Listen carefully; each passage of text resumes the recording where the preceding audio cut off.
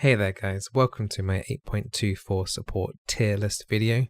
This will also include some features of 8.24b, which involves other AD champions being buffed. From what Riot are implying, that it's going to be some magic resistant buffs, whether it's going to be level 1 flat or scaling is unsure yet, but it does sound like Riot are planning on buffing some magic resistances on some of those marksmen in a future either a hotfix patch or an actual patch, so we don't know the full details just yet, but I'm going to assume a couple of things when we're talking about this tier list, that 8.24b could be involved into this tier list, rather than making a whole separate video. Tier 5 has completely unchanged the entirety of the largely of the season. So you've got Zoe, Maokai, Malzahar, Tarek, Nautilus, Tom Kench, Sion, Ivan, Annie, Nunu, and Anivia.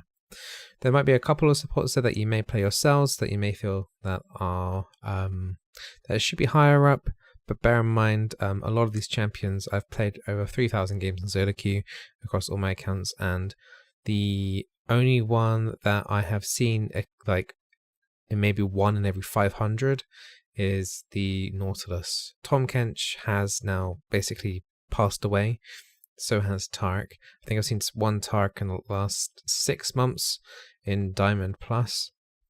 Now, that should be a good indicator of if a champion is not being played at all at a Diamond Plus level, it means that the champion may be viable in lower ELOs, but there's a reason why these champions aren't getting picked higher, because they're not in the meta. That's purely it, really. So none of those champions in tier 5 are should be played at the moment, as there are much better different champions higher in a tier list that can fulfill whatever you're trying to do on those champions. Okay, so tier 4, you got Lulu, Xerath, Shen, Karma, Fiddlesticks, Lux, and Janna. Now, a lot of this is because also to do with Dark Harvest. Dark Harvest will be receiving a 20 damage reduction, so I still feel that AP mages in the higher tiers will be able to provide strong damage, especially the Brandon and Zyra, which we'll go into later. But the enchanters are falling off at a pretty fast rate. Right now, if you're playing enchanters in solo queue, apart from 1 or 2 suggestions higher in the tier list, then you're gonna fall off quite quickly. And this is because we're waiting for supports are basically affected by this 8.24b patch, and once marksmen start getting buffed, especially the hyper carries like the Vayne and the Ashe and the Jinx, then enchanters will have more of a role, because enchanters work pretty well with hyper carries, especially when going to mid to late game. But enchanters working with a pretty bad hyper carry and then having to they're not able to scale through. They find the laning phase a lot more difficult. It just affects everything. So enchanters have been indirectly nerfed. It's basically the things that are happening around enchanters right now, which is causing a lot of problems. I believe in 9.1 and even future patch, they're looking at crit items as well. So hopefully, fingers crossed for all those enchanters players out there, that enchanters will have more of an impact throughout the game by working with a better AD carry stat-wise. So all of those champions there, once again, tier 4 are rarely played. They're slightly played more frequently than the ones in tier 5, but they're still pretty weak. You can make a case for a couple. Fiddlesticks has decent CC, but he's extremely squishy in lane, and something like a Draven or a Lucian can burst him down extremely quickly, and the CC is, unless you're getting jungle camped for yourself, Fiddlesticks support doesn't really do anything at all. So yeah, all of those picks, in my opinion, are kind of weak. You can make a case for Lux support. She was sort of Dark Harvest viable, but now Dark Harvest has now got 20 damage reduction, so I don't think that's going to be viable on her now. So you would have to go Airy, and then Airy Lux has always kind of been just, in my opinion, kind of meh. You could maybe nudge her to tier 3, depending on how good you are at landing her bindings, but I don't think you can even make a case for her to be above tier 3 right now. So moving swiftly on into tier 3, we have Vel'Koz, Bard, Poppy, Morgana, Zilean, Blitzcrank, and Gragas.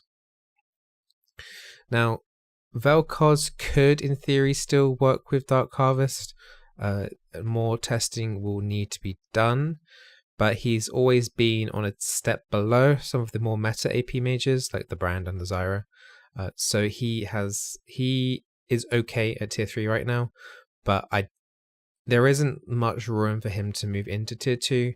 I've played against a couple of one-trick pony Vel'Koz challenger players before in lane, and honestly, it's even though they land skill shots consistently, the champion itself is extremely vulnerable to a lot of things, and apart from the ult, it's all really like meh damage unless you're like super hard snowballing, but then you can make that case with literally any champion on this list as well. Bard is a sort of a funny champion. Games can go really well for you or really badly really quickly. He has potential to do really well in team fights, but also the potential to do really badly in team fights. So he's middle of the pack. This is tier 3 is middle of the pack. None of these champions are like super crazy strong. None of these champions are super crazy bad. They're kind of situational and more of like comfort picks. Like if you feel okay playing these champions and you want to play these champions once every now and then for fun, even when playing in solo queue, you can make it work. As we all know, like Blitzcrank, for example, there's the risk factor in there, and as long as you know what you're picking into, you're not playing against like an Ezreal or a Morgana or a Sivir, annoying things that can mitigate your hook quite a bit, then you can still probably play Blitzcrank fine in lane. Thresh would probably be a slightly better option, but if you're a newer player coming to the game without having to worry about too much on the mechanics side, then Blitzcrank is definitely a viable pick there as well. And Poppy as well. Poppy is another champion where you need to be thinking about the enemy team comp. Poppy can be potentially decent in lane, but if the enemy has no dashes at all, then she falls down in worth a massive amount. But say if all 5 of the enemy team have dashes, and you start doing pretty well on Poppy, then she can mitigate a lot of the mobility on the enemy team pretty well. So she can fluctuate between tier 2 if they've got a lot of dashes on their team, or it can drop down to like a tier 4 or potentially even a tier 5 if they have no dashes at all. Then she falls off pretty crazily. So all of her worth is dependent on if the enemy has dashes.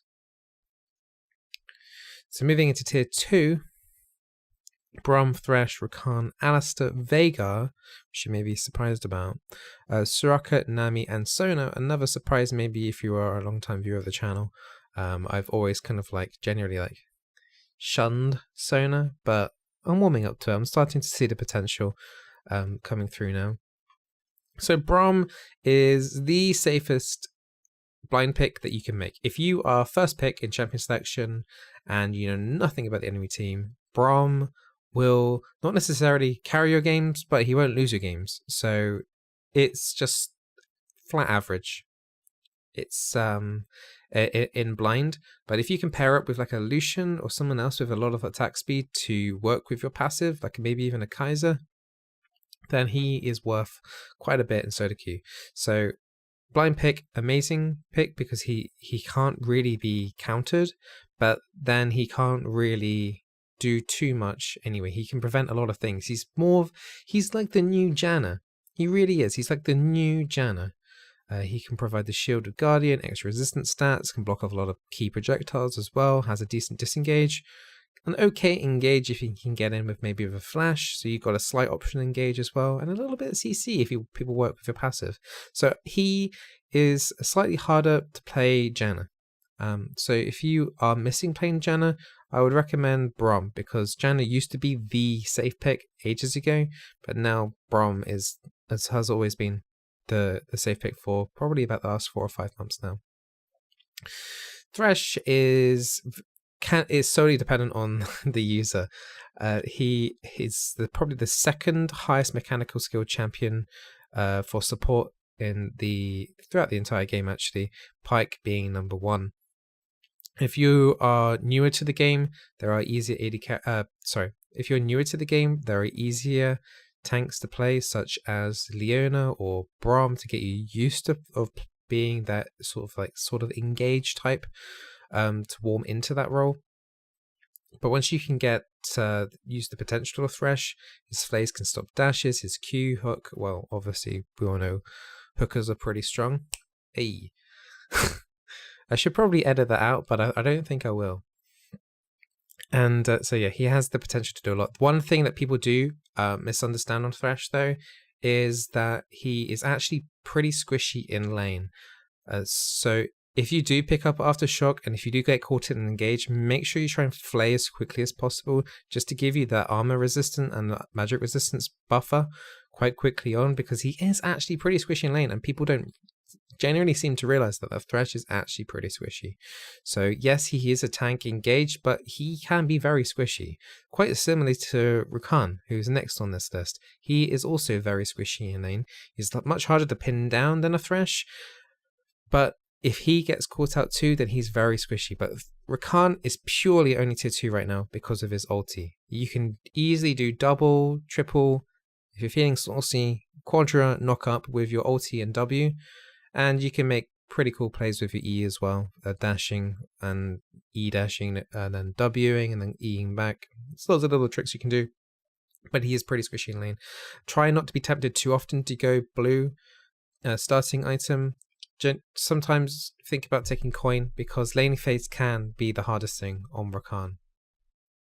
Alistair, tier 2. Now, I kind of want to nudge him down to tier 3, but I would feel that a lot of the game right now is laning phase. So we understand that turret plating is there, and laning phase presence is strong right now. And the main downfall of Alistair that he falls behind mid game and even more through late game. He does one engage, maybe a stun from your trample. You're kind of annoying with your ulti, but you're just sitting. You're just a sitting duck waiting to be killed 9 times out of 10. So Alistair, very good in laning phase, can pose a big threat to mages and anyone squishy, any enchanters as well. Doesn't do great against the tanks though. Like the Thresh can flay away the Alistair engage if you're quick enough. Braum can quickly put up his wall after an Alistair engage as well, and then apply an auto hit to the Alistair, so the Alistair will eventually get stunned, and any follow-up damage from the AD carry will get blocked. So there are tanks do beat Alistair, but Alistair's very good in lane against those squishy targets, because it does give your AD carry a huge potential to just finish them off quite easily in that combo. Veigar is the only AP mage on that tier 2. Now, AP mages are getting stronger because of Dark Harvest. I've tried Dark Harvest out on Veigar. You can go Dark Harvest on Veigar. You can definitely go. It's an extra execute in particular for your ulti. My favorite build on Veigar though is Glacial Augment. You can catch videos on my channel if you're unsure what I'm talking about. But basically, with Frostfang, GLP, Twin Shadows, you can go 40% CDR extremely quickly. You should have that virtually every single game easily. I like going Cosmic Insight as well for the extra 5% as well. And it gives you immense control, because even if they buy boots, you slow them down so much that they can still get into your cage, and cage is the most important thing in Veigar. I think it's probably the single best sieging spell in the game. You can block off an entire half of a tower, and it only gives the enemy one entrance to funnel in, and that means they're all funneled up extremely tightly, and then you can use your W, especially if you're getting fed as well, to kind of like block them also from coming in, but also give your team as well to an area to pinpoint on to focus their abilities as well. So Veigar is extremely good at sieging. Even if you're falling behind, his execute has to be respected a lot of the time as well. The only thing I would say to be concerned about is the marksman change that could be happening in 8.24b. I don't know if I'll be doing a separate video for 8.24b, so I'll talk about it now. If the MR buff or marksman is particularly strong, Veigar may have to go down from a tier 2 to a tier 3, because he will need to itemization probably more towards a void staff rather than earlier on, basically. So with the stat runes that you can take 12 flat magic resistance straight off the bat, and if ADs get roughly about, I would say, an extra 10 MR towards a level 8-ish. We don't know any values at all, so this is completely like hypothetical, but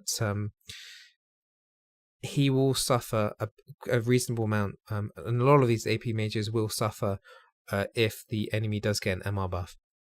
Also, if they also get an MR buff as well, it will also impact enchanters on this list, like the Soraka, the Nami, and the Sona. Now, those are the best enchanter picks you can take right now, but I am a little bit concerned. So yes, they work well with those crit marksmans, but it also can work the other way. If the ADs are getting MR buffs, it means your W and Nami is going to be doing a lot less. Your harassment on Sona is going to be doing a lot less, and it's the same with Soraka. So you can make arguments for both sides. You could say, okay, you're going to be working with your AD carry slightly better because they'll be surviving through the lane a little bit easier.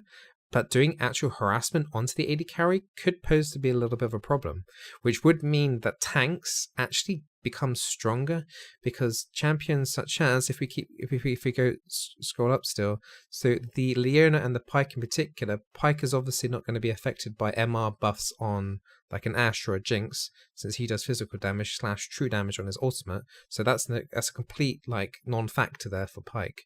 And for Leona, her main core element is CC. So if it buys time for your burst AD carry to follow up, then that can be like a huge thing. So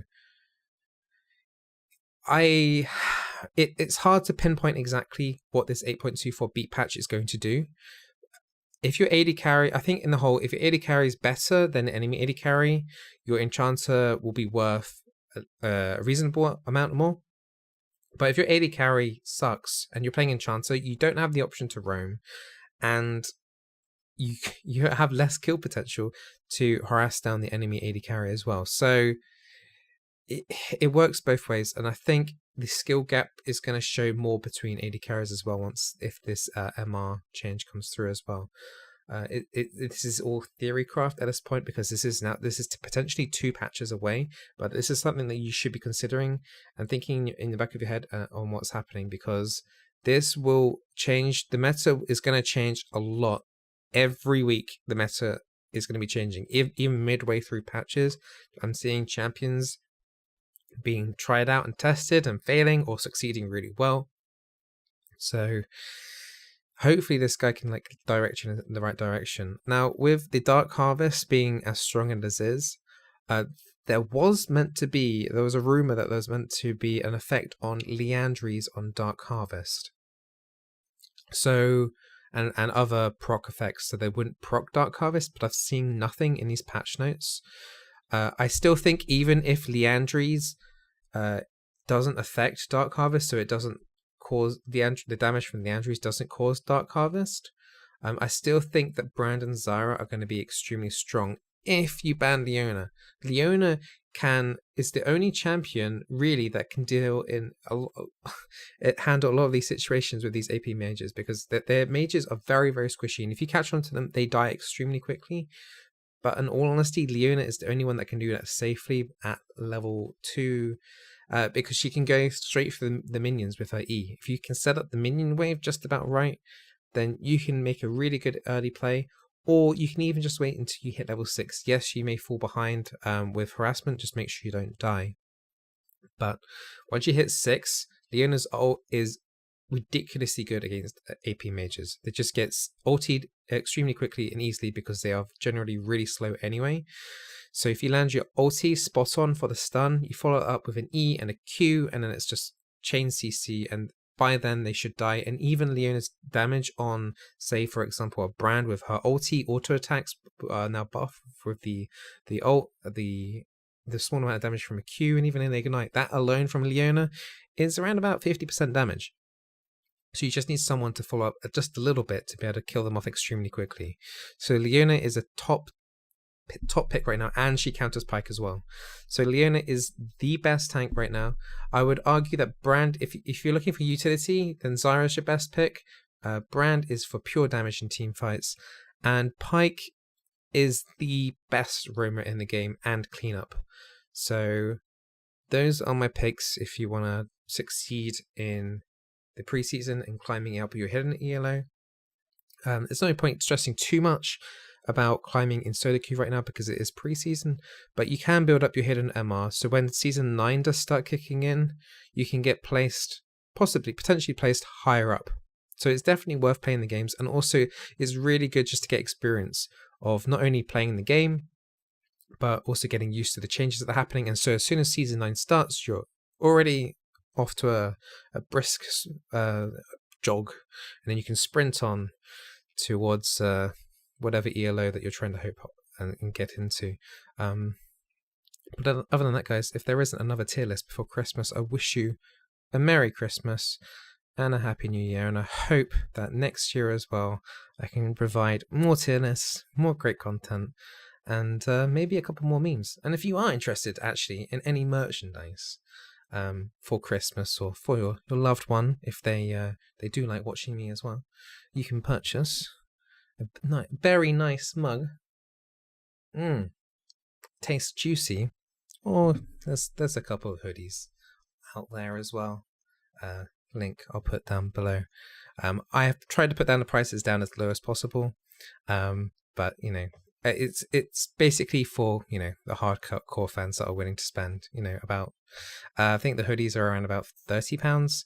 I make about £3, like 10 to 5% per item. So I've kept the prices down as low as possible because I appreciate the fact that if anyone does buy any stuff, they must be pretty passionate about the channel anyway. So I do appreciate that a lot. And yeah, if you do want to catch me live as well, twitch.tv/Bizzleberry. I'm live every single day.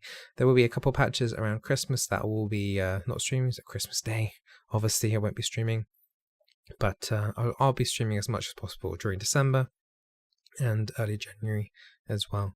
I hope this video helps you. If you do have any questions, feel free to leave a question underneath the video. I'm more than happy to help. I do my best to answer every single YouTube comment as best as I can as well. So if you do have anything that you want to discuss or bring up, regardless of its tier list or theories in next season, then feel free to ask. I'm more than happy to help you guys, and that's basically what I'm here for. I'm basically trying to get some of the knowledge out of my head and pass it on to you guys so you can use that into your League of Legends games, and hopefully I can help you out.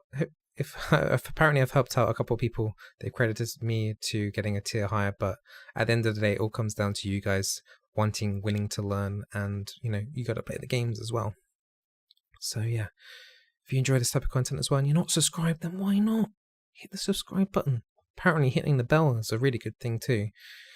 Got to touch that bell, and yeah, I'll be bringing out more daily videos of my support games from the Twitch stream.